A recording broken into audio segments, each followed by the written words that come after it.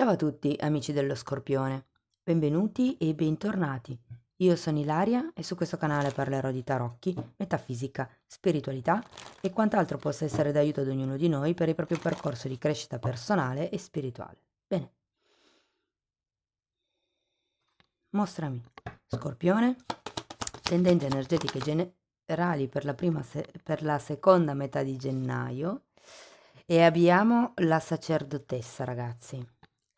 Periodo di intuizione, magari per qualcuno anche di canalizzazione, o perché no, potrebbe anche trattarsi di una guida, Quando c'è la sacerdotessa si parla sempre di qualcuno che magari ci viene in aiuto, con principalmente doti femminili, quindi qualche cosa che ha a che fare con la terra, quindi le erbe, potrebbe essere un erborista, potrebbe essere qualcuno che ha a che fare con la nutrizione.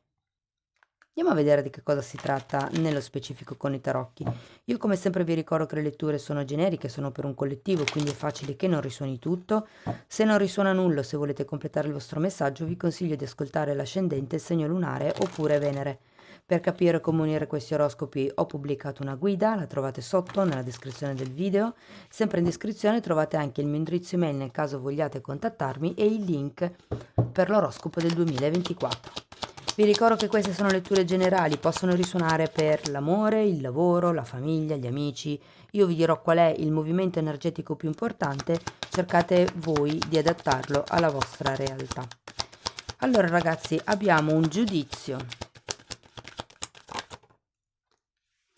Mago, asso di coppe,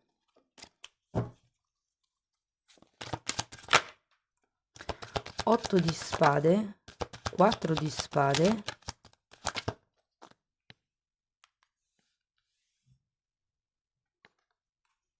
2 di coppe,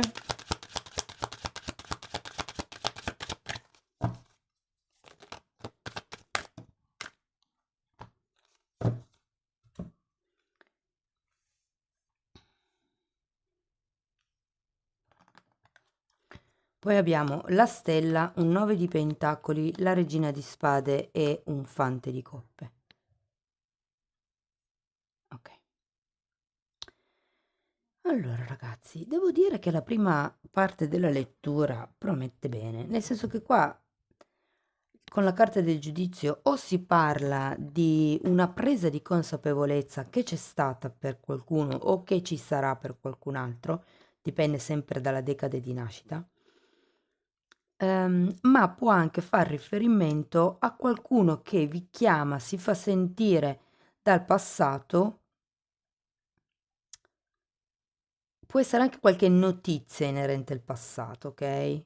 Devo dire che poi avete due numero 1, due carte 1, il mago e l'asso di coppe, quindi ho come la sensazione che potrebbe iniziare qualche cosa, potreste letteralmente fare qualche cosa con questo mago, perché è proprio la carta dell'azione. Andiamo a vedere carta per carta, partiamo dal giudizio.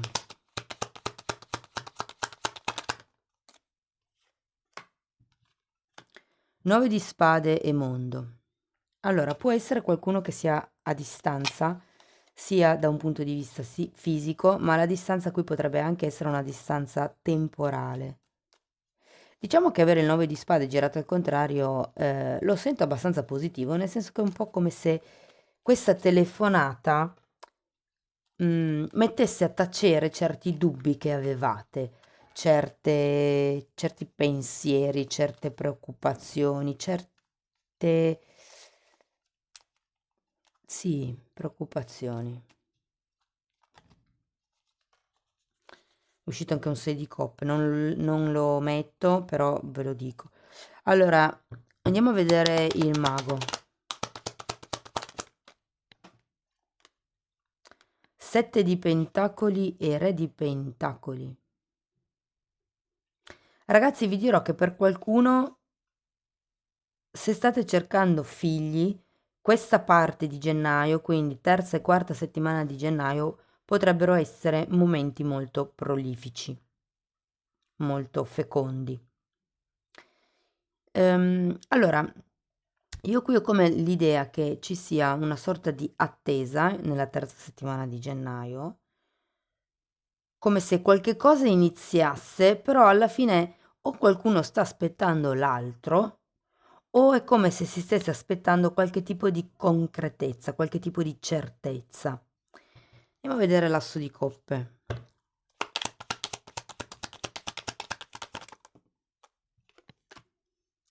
Tre di spade è appeso al contrario. Allora, qui c'è qualcuno, ragazzi, che ha bisogno di perdonare questa persona, soprattutto se è un ex. Ora, sapete che se si sta parlando di un ex che voi assolutamente non volete, avete sempre il libero arbitrio di dire no, siamo noi che scegliamo che cosa far entrare nella nostra vita, ok?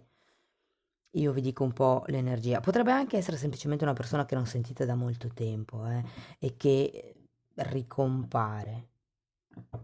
Però ho come la sensazione che ci sia bisogno prima di perdonare o voi stessi o questa persona o qualche cosa che è successo, perché abbiamo ancora un tre di spade qui, che è la ferita aperta. Andiamo a vedere l'otto di spade.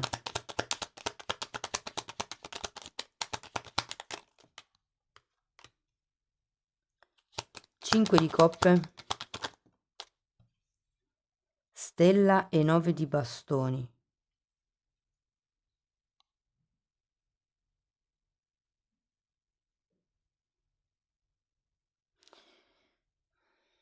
Allora, devo dire che con questo 8 di spade dei pensieri negativi ancora ci saranno, quando c'è l'8 di spade, perché non si vede una via di fuga, non si vede una soluzione, ma con queste carte dovete passare attraverso l'accettazione e il perdono se volete aprire il cuore.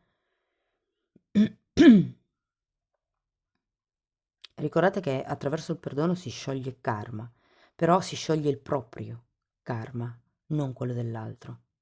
Ve lo dico perché mi sono resa conto che mm, qualcuno tende a non perdonare l'altro perché pensa che così l'altro non avrà conseguenze. Non è così, ok? Qui c'è bisogno per voi di ritrovare nuovi scopi di vita, nuovi obiettivi, nuovi progetti, nuovi input, mi viene da dire. Andiamo a vedere il 4 di spade. Matto e papa e 4 di pentacoli. Allora, devo dirvi che ho come l'idea che qualcuno sappia di dover fare questo lavoro, ma probabilmente non sa come fare, come approcciarsi a questo tipo di apertura del cuore, no? Non tutti sanno come aprire il quarto chakra. Eh, aprire non è la parola giusta, però vabbè, non entro in tema tecnico. Se volete approfondire potete guardarvi la playlist dei chakra. Comunque, diciamo pulire. Qui c'è un papa e qui avete la papessa. Ho come l'idea che nella quarta settimana di gennaio potreste iniziare qualche tipo di lavoro di introspezione. Potreste magari anche appoggiarvi appunto a qualche guida, potreste iniziare, non lo so, a fare qualche ritiro spirituale. È come se vi prendeste un momento di riflessione, può essere o in solitaria oppure all'interno di un gruppo guidato o diciamo con una persona che vi faccia da guida. Ehm, ed è un momento che vi serve proprio per recuperare le forze. Magari non è necessariamente un corso, potrebbe essere un fine settimana in montagna o dove vi pare, giusto perché è come se avessi bisogno di rimettere insieme i pezzi, in un certo senso. Qui avete il 3 di spade, qui avete il 4 di spade, ok? Però poi compare questo 2 di coppe, quindi andiamo a vedere il 2 di coppe.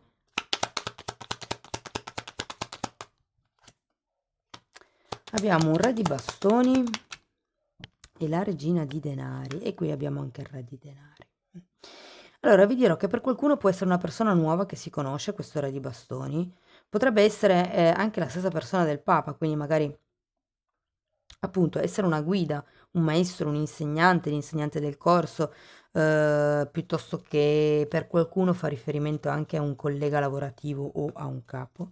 Sta di fatto, ragazzi, che con questo 2 di coppe, sempre dipendendo da come vibri a voi, però è un compromesso, sia che sia romantico, sia che sia diciamo, affettivo, è un compromesso relazionale, mettiamola così. Se per voi qui c'è questa persona che ritorna e si fa questo processo di perdono, può nascere una relazione, diciamo bella, perché comunque il 2 di coppe è la carta dei fidanzati, ok? Potrebbero esserci delle differenze tra voi e questa persona, nel senso che magari voi siete un po' più tranquilli, l'altra persona è un po' più dinamica, però tutto sommato si tratta poi di cercare un equilibrio comune.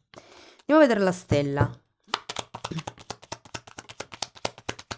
Abbiamo un fante di bastoni e un 6 di bastoni.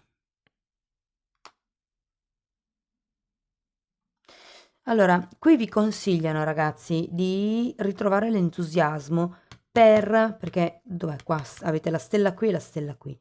Ritrovare l'entusiasmo per un obiettivo o il vostro obiettivo, diciamo, principale.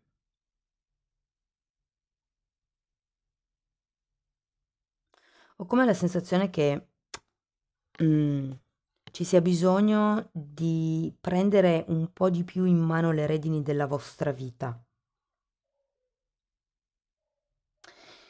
Affidarsi o fidarsi di una guida, non è sperare che la guida faccia il lavoro al posto vostro, ma la guida cosa deve fare? Vi spiega come voi dovete fare il lavoro.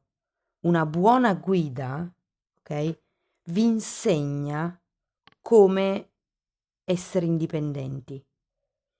Una falsa guida vi tiene legati a sé come se fosse una dipendenza, letteralmente, ok? Quindi le buone guide sono quelle che vi danno gli strumenti per essere autonomi, indipendenti, per pensare con la vostra testa, per riuscire, diciamo, a navigare nel mondo da soli. Vi danno una guida, appunto. Vi insegnano quali sono le bandiere rosse, vi insegnano qual è, diciamo, la teoria o la tecnica da seguire per stare su una certa linea, no? Però le guide normalmente non fanno il lavoro al posto vostro. E qui ho un po' come la sensazione che vi dicano: ritrovate il vostro centro, il vostro obiettivo, fate una lista, fate un programma, lavorate sulla vostra indipendenza, ok? E ritrovate l'entusiasmo. Questo dell'entusiasmo ve lo dico perché avete anche il fante di bastoni, che è proprio una di quelle carte che parla sì della voglia, ma non è neanche la voglia, è la passione che uno ha per fare le cose. Questa qui è la passione che arriva dalla pancia, questa qui è la passione che arriva dal cuore. Mm.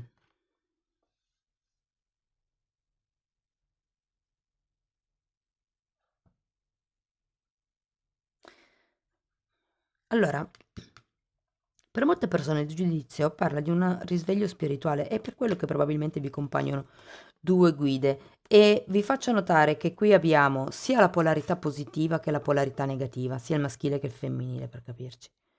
E quindi è come se avessi bisogno o di due guide diverse, non necessariamente uomo e donna, però due guide che portino una all'energia maschile e l'altra all'energia femminile, in modo che ci sia una sorta di riequilibrio, ok?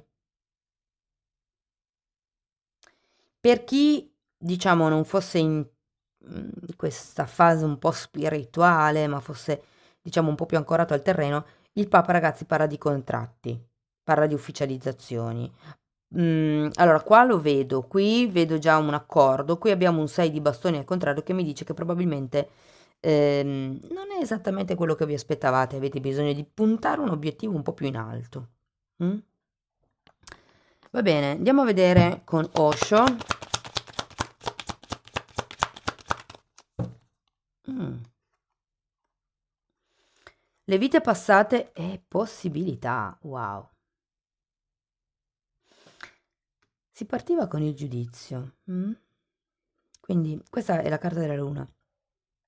Ci potrebbe essere in effetti qualche questione.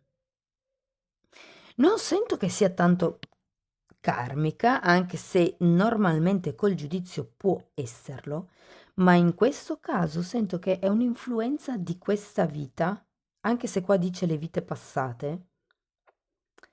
Però non è una questione della vostra anima in sé, cioè quello che ha acquisito la vostra anima vita dopo vita reincarnandosi, ma la sento molto una questione familiare, come se fosse un karma familiare.